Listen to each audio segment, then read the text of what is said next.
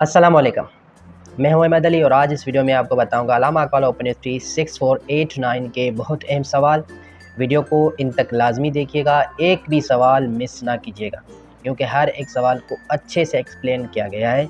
और साथ ही चैनल को सब्सक्राइब करना ना भूलें। चलते हैं वीडियो के सवालों की तरफ। सवाल number first, critically analyze the key event and factors that lead to beginning of the first war of the independence in 1857। कौन से वो रीज़न थे, इवेंट थे, कौन से फैक्टर थे जिसकी वजह से वर्ल्ड वार इवेंट्स लगी 1857 में। पॉलिटिकल थे, इकोनॉमिक्स थे, और मिलिट्री थी, रिलीजियस थे, इमीडिएट काज थे। ये वो रीज़न है जो आप अपने सवाल में आसानी से लिख सकते हो, इनको अपने माइंड में रख कर। सवाल number 2, why did Khilafat movement start, highlight its object and cause of its failure. First one is the Khilafat movement क्यों स्टार्ट हुई, highlight the object and cause of its failure, start leaders, objective and failure of caste. ये तीनों चीज़ें आप आसानी से अपने सवाल में इसीलिए लिख सकते हो, चाहे आपका सवाल 3 सिफे पे क्यों ना हो, मगर ये चीज़ें आपको वो लिमिटेड डेटा लिखना है ताकि आपके जो एग्जामिनर को है अच्छे से समझ आ जाए, वो आपको फुल नंबर दे सके। ठीक है, इस तरह से हमारे पास सवाल नंबर 3 है, explain the detail the Hindu Muslim clash in the political, socio economics and religious affairs. Political में आप कांग्रेस और मुस्लिम लीग के डिफरेंस को एक अच्छे खासे बताने। फर्स्ट वन आप हेडिंग देंगे, पॉलिटिकल में उसकी सब हेडिंग बनेगी, डिफरेंशिएट में आप लिखेंगे कांग्रेस और मुस्लिम लीग। सेकंड हमारे पास है सोशो इकोनॉमिक्स, जॉब कंपटीशन है, एजुकेशन गैप है, और रिलीजियस के हवाले से काउस लाइटर है, म्यूजिक बिफार मॉस्क, और रिजल्ट है क्या है, इंक्रीज मिस्टर्स एंड डिवीजन। ये वो आप काज हैं जो आसानी से आप लिख सकते हो और अच्छे से नंबर इजीली हासिल कर सकते हो अपने पेपर में। सवाल number 4, critically examine the developments of the first united rebellions against colonies rule in India. Simple date आपको unity of Hindu and Muslim temporary थी, लीडरशिप कौन था, Bahadur Shah Zafar, spread Delhi, Lucknow, Kanpur, weak of organisation lead to failure. ज़्यादा आपको क्या कहते हैं डिटेल में जाने की ज़रूरत नहीं है, जस्ट ये चीज़ें आपको लिखनी है अपने सवाल में, हाईलाइट करके अच्छे से लिखना है। इंशाल्लाह ये भी सवाल इजीली आपका रिजॉल्व हो जाएगा। ठीक है, सवाल number 5, discuss the role of the Muslim League in protecting the Muslim of India after the formation of the National Congress. Founded, आप मुस्लिम लीग कब बनी, फाउंडेड 1906, प्रोटेक्ट्स मुस्लिम राइट क्यों बनी, मुस्लिम के हकूक़ के हवाले से, अपोज्ड किसके थे, कांग्रेस डोमिनेंस की थी जो प्योर हिंदू पार्टी थी, प्रमोट टू नेशन थ्योरी के, क्योंकि हमें अपना अलहदा मुल्क चाहिए था, अलहदा वतन चाहिए जिसमें हम अपने अच्छे से इबादत कर सकते हैं, अच्छे से राइट मिल सके। लीडरशिप हमारा कौन था, मोहम्मद अली जना इसको लीड कर रहा था। तो ये चीज़ें आप अपने एंड्स में इजीली लिखेंगे तो इंशाल्लाह आपका ये भी सवाल आसानी से रिजॉल्व हो जाएगा।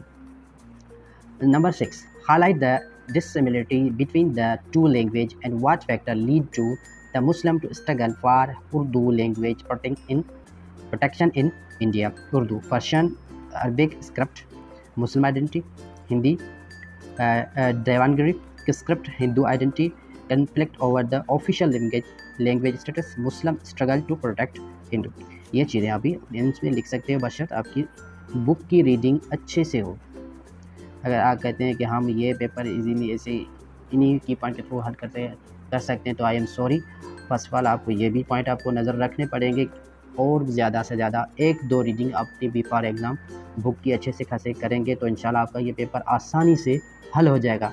इस तरह के सब्जेक्ट में आपको जस्ट फ्रेश माइंड के साथ एक रीडिंग अच्छे से करनी होगी तो आपका ये सवाल पेपर है जो इजीली रिजॉल्व हो जाएगा।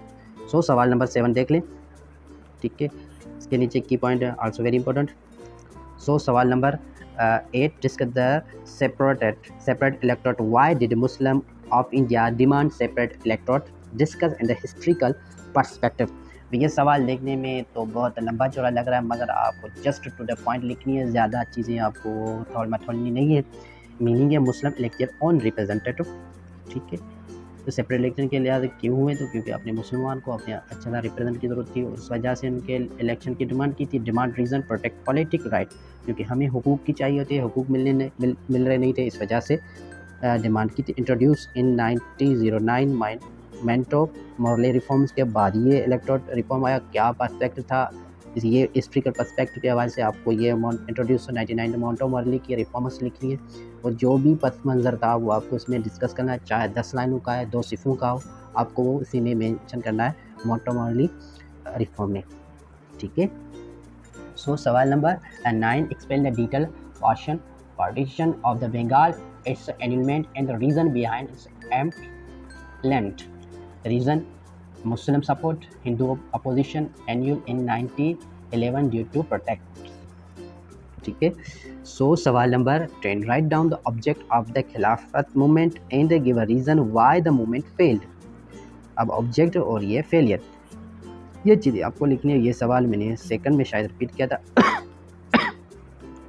ये भी सवाल आप अगर आ जाए तो वर्डिंग के हवाले से चेंज हो सकता है, ठीक है, क्योंकि ये सवाल में आता रहता है पेपर्स में, तो इस सवाल से मैंने भी ये वर्डिंग चेंज की है, ठीक है। सो सवाल number 11, what was the cause of the introduce of Montague Chelmsford reform, Indian demand for the self government, loyalty in world war one, result government of India act 99। ये चीज़ें आपको अच्छे खासे से लिखनी है। जस्ट 3 हेडिंग में भी आपके अच्छा खासा सवाल का जवाब बन जाएगा, ठीक है। सो सवाल number 12, find out the changing direction of Indian politics after Nehru report and 14 point of Qazi Azam Mohammad Ali Jinnah, Motilal Nehru ignore Muslim, response Mohammad Ali Jinnah 14 points, political shift toward division. वो आपको काजी आज़म के 14 पॉइंट और नेहरू के जो पॉइंट्स थे जिस वजह से मुसलमानों ने इग्नोर किया था, वो भी चीज़ आपको मेंशन करनी है। अब एग्ज़ाम में अगर टाइम हो आपके पास 14 पॉइंट भी लिख दें, जस्ट हाईलाइट करके लिख दें। अगर एक्सप्लेन का टाइम हो, अब वो कहते हैं कि काजी आज़म के एक्सप्लेन पॉइंट करें, तो एक्सप्लेन से डिटेल से आप 14 पॉइंट लिख सकते हो। अदरवाइज़ अगर 6 से 7 भी लिखेंगे तभी भी आपका अच्छा खासा जवाब स्ट्रॉन्ग हो जाएगा, ठीक है। सो सवाल number 13, why the Nehru report fail to attract the public as it increase the Hindu and Muslim rift in India, explain your own work. अब ये चीज़ें आपको नेहरू की रिपोर्ट अपने माइंड में रख के अच्छे खास उसकी रिपोर्ट की स्टडी करनी है। उसमें क्या ऐसे कॉन्सिक्वेंस थे जिस वजह से हिंदू मुस्लिम में अपनी रिफ्ट बढ़ गई, और अपने वर्डिंग में लिखनी है। इग्नोर मुस्लिम डिमांड्स, ये भी एक था। Separate elected, no separate Hindu, जो नेहरू रिपोर्ट में था, कोई भी सेपरेट इलेक्शन नहीं होगी, सब इकट्ठे करने होंगे। इंक्रीज हिंदू मुस्लिम कन्फ्लिक्ट, जिसकी वजह से वो और जो कन्फ्लिक्ट है, झगड़ा है हिंदू मुस्लिम में बढ़ गया। ये मैंने 3 रीज़न लिखे हैं, आप मज़ीद भी लिख सकते हो अपनी वर्डिंग के हवाले से, अपनी कैपेबिलिटी और अपने पेपर के हवाले से स्ट्रॉन्ग करने के लिए, ठीक है। सो सवाल number 14, elaborate the cause of failure of the August offer 1940 in the Cripps mission of March 1941। अगस्त के ऑफर कौन थी? टोबागो, reject by Congress and League, Cripps mission 1942, no immediate intervention, lack of trust and better intention. ये चीज़ आपको अच्छे से अपने एंड्स में लिखनी है।